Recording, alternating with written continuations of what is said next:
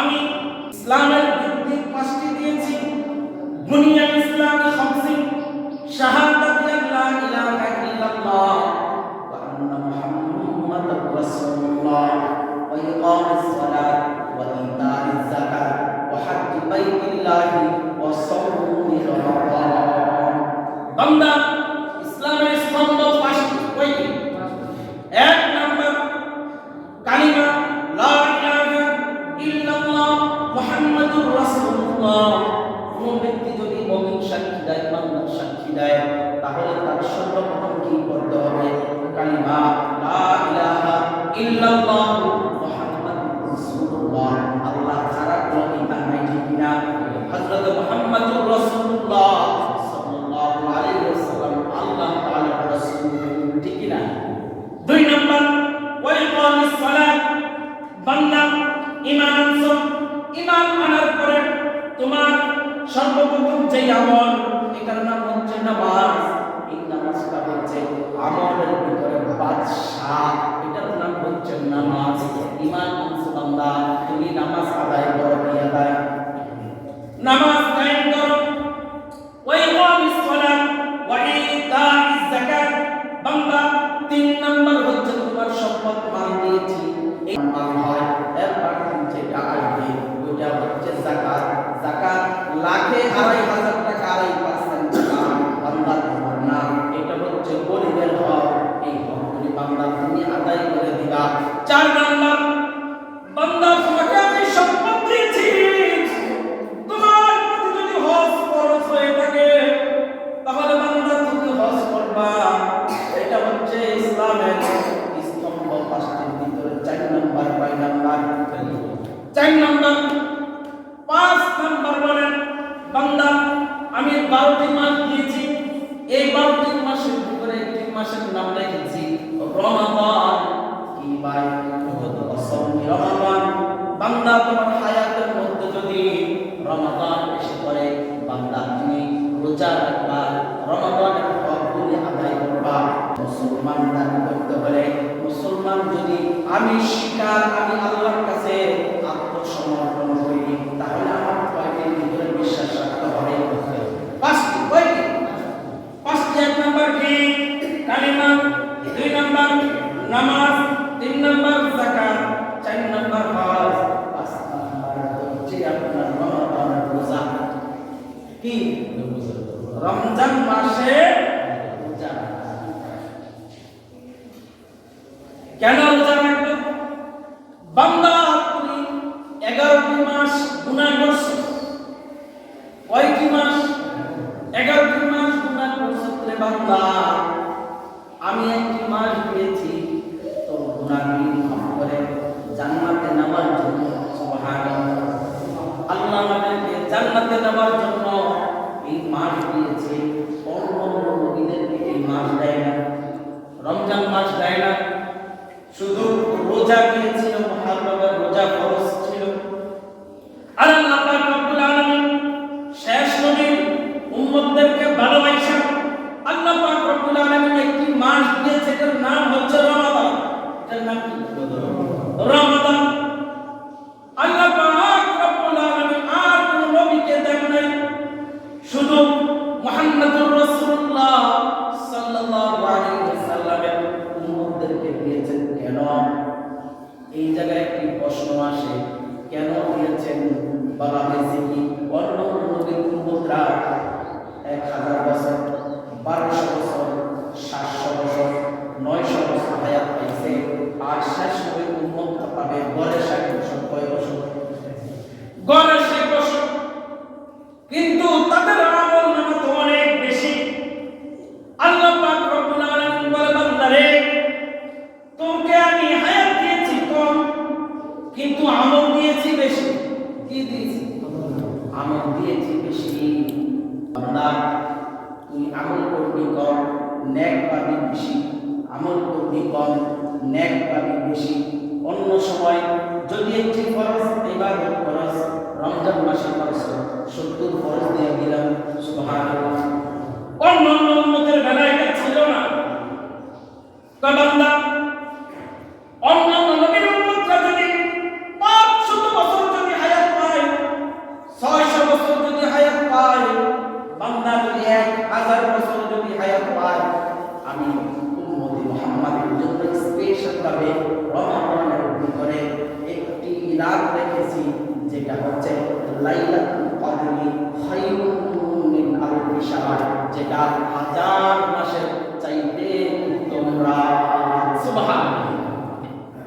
হাজার মাসের চাইতে উত্তম রাত।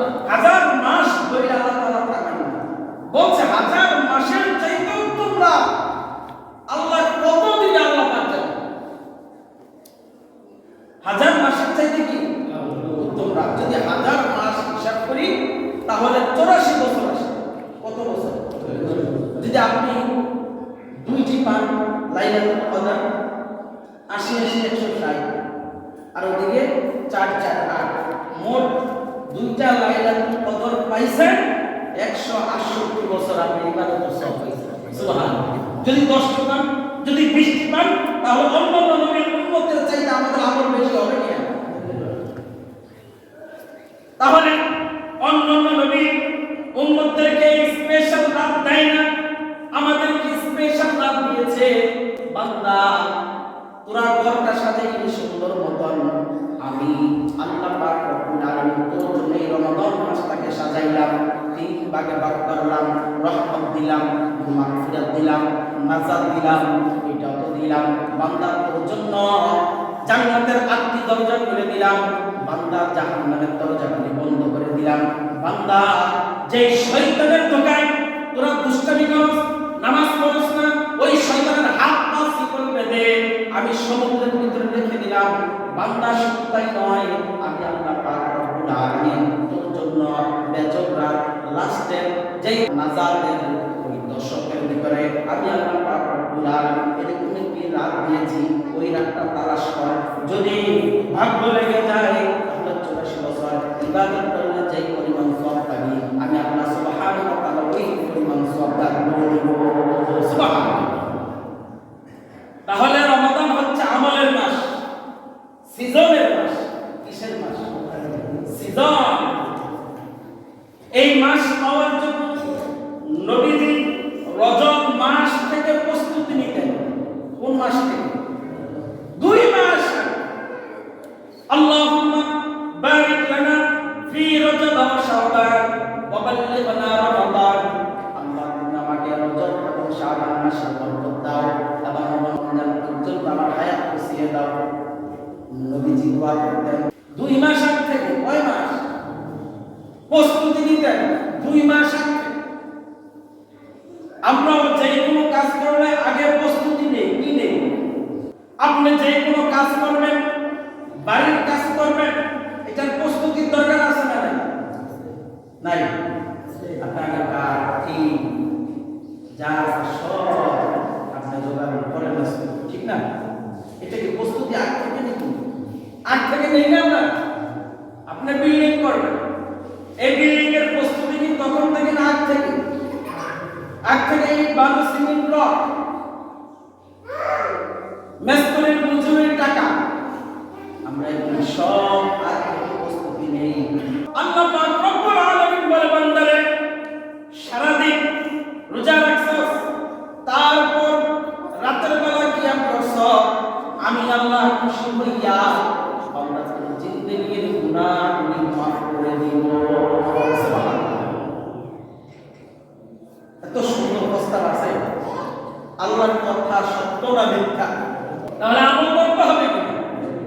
আমল করলে আমার লাভ, আমল না করলে আমার লস, ঠিক না?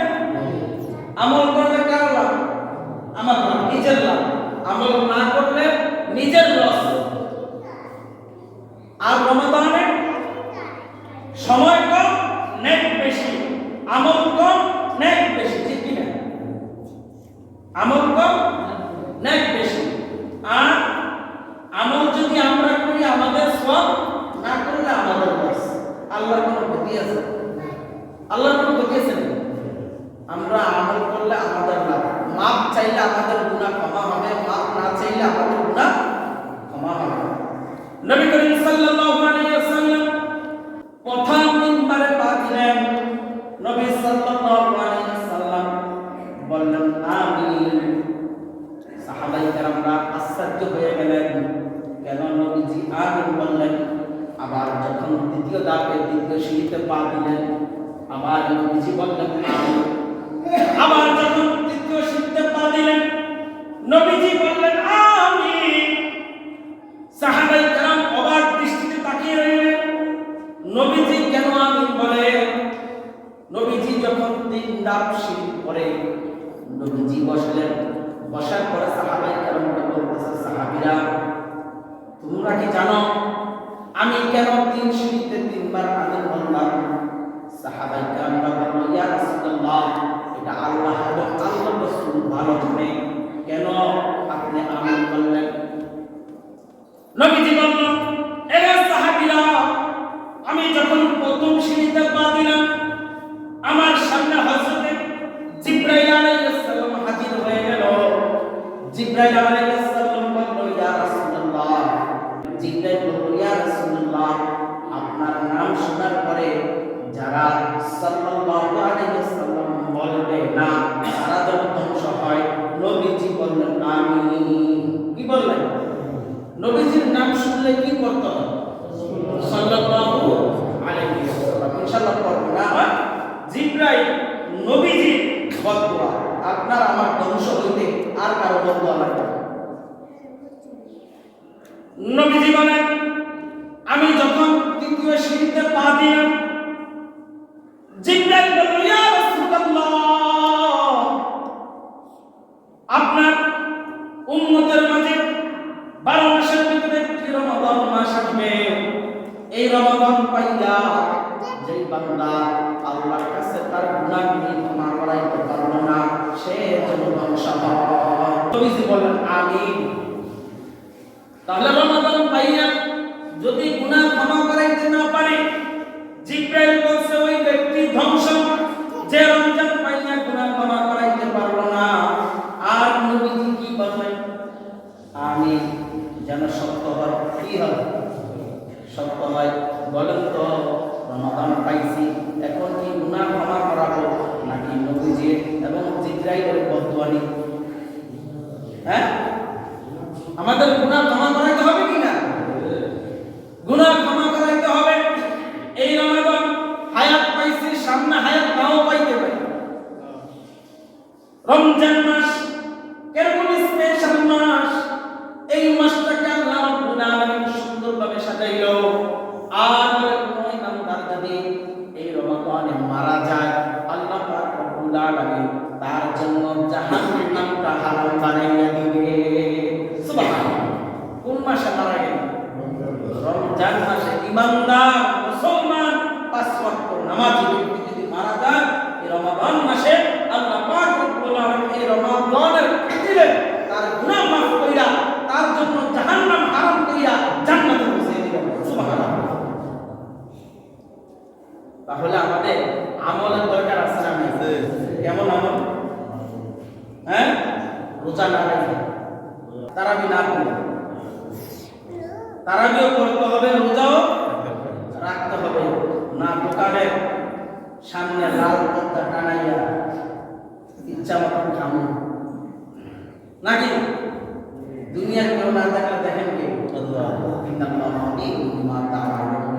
তুমি অন্তরে কি আছে, তোমার আমার অন্তরে কি আছে, সব খবর রাখেন কে? তাহলে রমাদান আসছে, দোকানের সামনে পর্দা টানাইয়া যদি খাওয়া দাওয়া করো, দুনিয়ার কেউ দেখে না, দেখেন কে? আল্লাহ বলেন আসসাউলি ওয়া আনা আজজি বিহি, বান্দা রোজা রাখছো আমার জন্য, এটার পুরস্কার দিব আমি। এটার পুরস্কার দিবেন কে? আল্লাহ পাক রব্বুল আলামিন পুরস্কার দিবেন। হযরত মাসউদ রাদিয়াল্লাহু তাআলা বলেন, কোন ব্যক্তি যদি ইচ্ছাকৃতভাবে রোজা ভাঙে, কি ইচ্ছাকৃতভাবে কোন ব্যক্তি যদি রোজা ভাঙে, আব্দুল্লাহ ইবনে মাসউদ রাদিয়াল্লাহু তাআলা বলেন, সারা জীবন যদি শুধু এই একটি ফরজের রোজা ভাঙছে, সেটা সারা জীবন রোজা রাখে, একটি ফরজের হক আদায় হবে কি হবে না? আদায় হবে না। কিন্তু এটার কাফারা তো 60টা। যদি একটি রোজা ইচ্ছাকৃতভাবে ভাঙে, তাহলে তার রোজার কাফারা কয়টা? 60টা। আর কাজা একটা, মোট কয়টা? 61টা। 61টার ভিতরে যদি সে মোট 60 হয়েছে, বলছে না আজকে রাখবো না, কালকে রাখবো, আবার ওখান থেকে 100। মানে সারা জীবন রোজা করতে করতে আপনার জিন্দগি শেষ। এটা মানে একটা এক্সাম্পল দিল, কিন্তু আপনার যে ফরজ রোজাটা ছিল এই সময় যদি রোজা ভাঙে সারা জীবন শুধু রোজাই রাখছেন, একটি ফরজের হক আদায় হবে। আল্লাহ বলেন কি বান্দা আস-সাওমুলি, বান্দা রোজা আমার জন্য রাখো। যেই ব্যক্তি রোজা রাখে এটা কার সন্তুষ্টির জন্য? আল্লাহর সন্তুষ্টির জন্য। অনেক সময় বান্দা নামাজ পড়ো দেখার জন্য, হজ করো মানুষকে দেখানোর জন্য, যাকাত দাও মানুষকে দেখানোর জন্য, কিন্তু বান্দা এরকম একটি আমল আছে যে আমলটা মানুষকে দেখানোর জন্য করো না, এটা আমি আল্লাহর সন্তুষ্টির জন্য করো। সুবহানাল্লাহ। কার সন্তুষ্টির জন্য করি আমরা? আল্লাহ। কেন? একটি পাগল চাইবে না যে আমি খালি পেটে খাই। এখন আমি ইমাম সাহেব আমি দরজ আটকে খাই, আপনারা বুঝবেন না। আমি আইসা না, আপনারা বুঝবেন, কিন্তু ওইটা তো আল্লাহর ভয়ে রাখতেছে না। দুনিয়ার কেউ যদি না দেখে, দেখেন কে? আল্লাহ পাক রব্বুল আলামিন। তাই জন্য আমরা রোজা ভাঙি, ঠিক কি না?